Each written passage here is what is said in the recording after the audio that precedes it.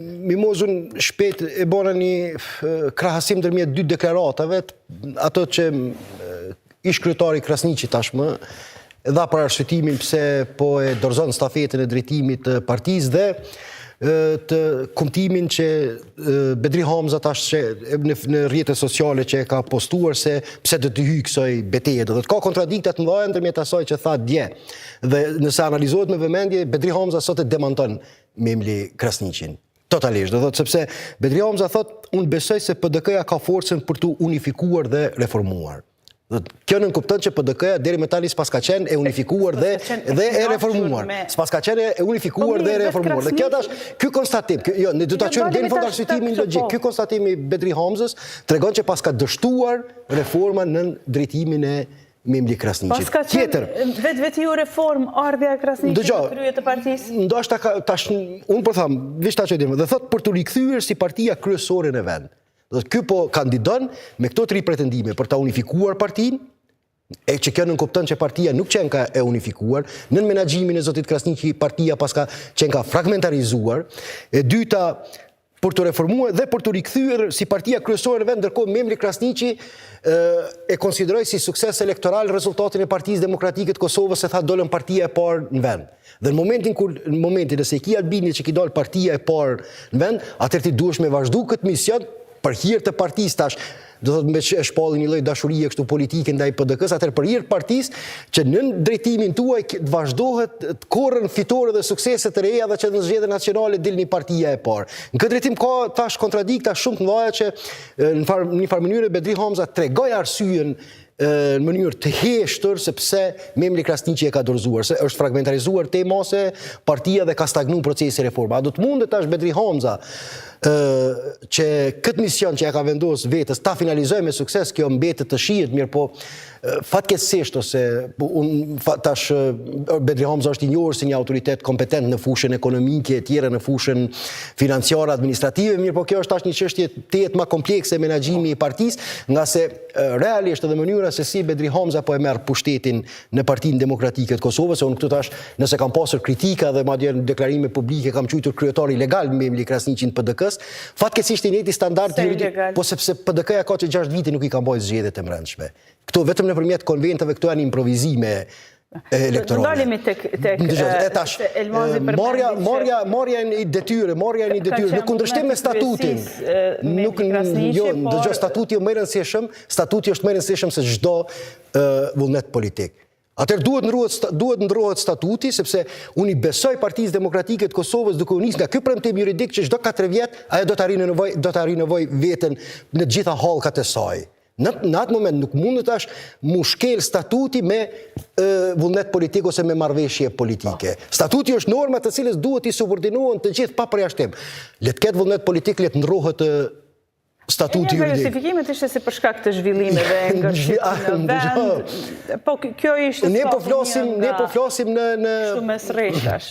Ne po flasim në parim, do thotë, që tash kemi kalim të një pushteti prej një lideri tek një lider tjetër për arsye të brendshme politike dhe që Bedri Hamza e bëri të qartë që ka pasur, po bëhet kjo me qëllim që të unifikohet PDK-ja dhe cilat janë arsyet që kanë quar në këtë fragmentarizim të PDK-s. Për ashtu rastin Ladrovci që e dim, ne s'kemi parë fraksione politike brenda PDK-s, nuk kemi parë dallime ideologjike që kanë quar në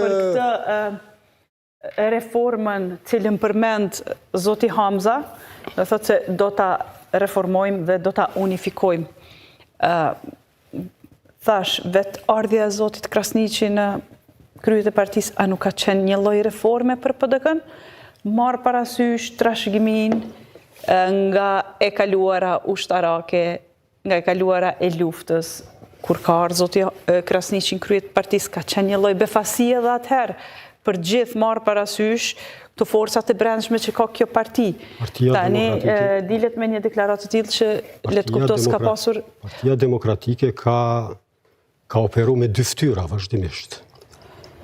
Me dy fytyra, do të thotë një strukturë partijake e cila ka pas kontrollin mbi territorin, mbi zhvillimet, mbi institucionet, dhe një strukturë e cila është kujdes për imazhin e partisë. E dalë si parti e luftës kanë qenë në presion të vlerësimit publik. Nuk kemi nevojë ta themi ku ka qenë zoti Krasniqi, te kjo pjesa e imazhit? Po, te imazhi, po. Është konsideruar që është parti, nuk është parti urbane, se strukturat e saj janë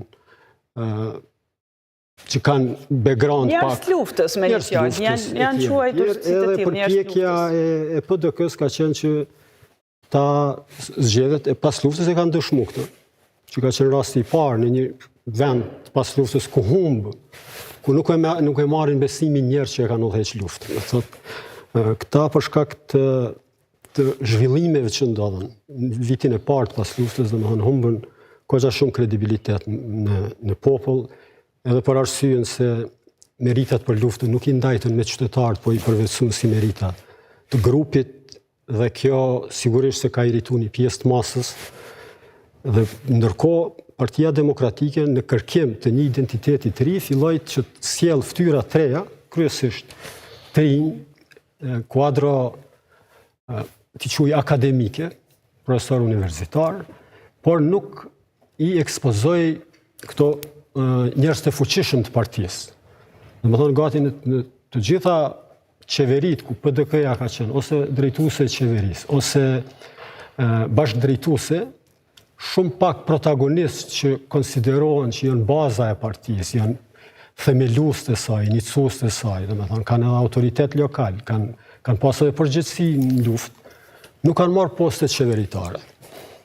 Nuk kanë marrë përgjegjësi publike, nuk është që strategji e partisë tani. Ka qenë strategji e partisë. Edhe Memli është një prej tyre, domethënë. Memli, Bleran Stavileci, Dhurata Hoxha, Enver Hoxhaj, Hayreddin Kuqi, Arsim Bajrami, Ahmet Shala, po flas për këtë pjesën tash që vjen për tani këta Motrin, Nuran Ismaili, Eliza Hoxha. Besim Beçaj, gjithë këta do thotë kanë qenë fytyra me të cilët është operuar edhe në publik, po edhe në menaxhimin e institucioneve. Dhe thoni që për publik ka një fytyrë tjetër, ndërsa vendimet reale, si thuash, punët në terren i kryen dikush tjetër. Po, kjo është tashmë dihet botërisht, do të thotë për faktin se dhe a është e mundur që ky dualizëm brenda partisë? Letësia me të cilën largohet një kryetar, edhe brenda 24 orëve mandatohet një emër tjetër, pa debat brendshëm, pa diskutime, pa të kallëzon që kjo është vendosje arbitrare. Largimi edhe nominimi i Bedri Hamzës është vendim arbitrar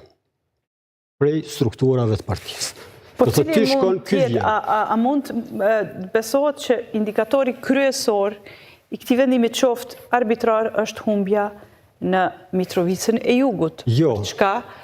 Kemi parë pakënaqësi nga disa që po i quan të fortë në nivel lokal, të bëjnë thirrje madje edhe për shkarkim të njerëzve që përfaqësojnë PDK-n KQZ, edhe për mos kujdes ndaj votës, pra pati pakënaqësi. Mitrovica e Jugut është pretekst, për shkak se përgjegjësia për humbjen në Mitrovicën e Jugut i bjen strukturave të cilët kanë pas një farë pushteti faktik edhe në Skenderaj, edhe në Vushtri, edhe në Drenas, edhe në Malishin. Po ato struktura janë që treguan pakënaqësi për humbjen të parë. Treguan, po ata një farë forme kanë pas një farë pushteti moral kanë pas në Mitrovicë. Ata të parët reaguan, andaj po them. Pikërisht këta kanë pas një farë ndikimi më të madh në Mitrovicë sa që ka pas Memli me kabinetin e vet. Po mirë, është presioni i tyre.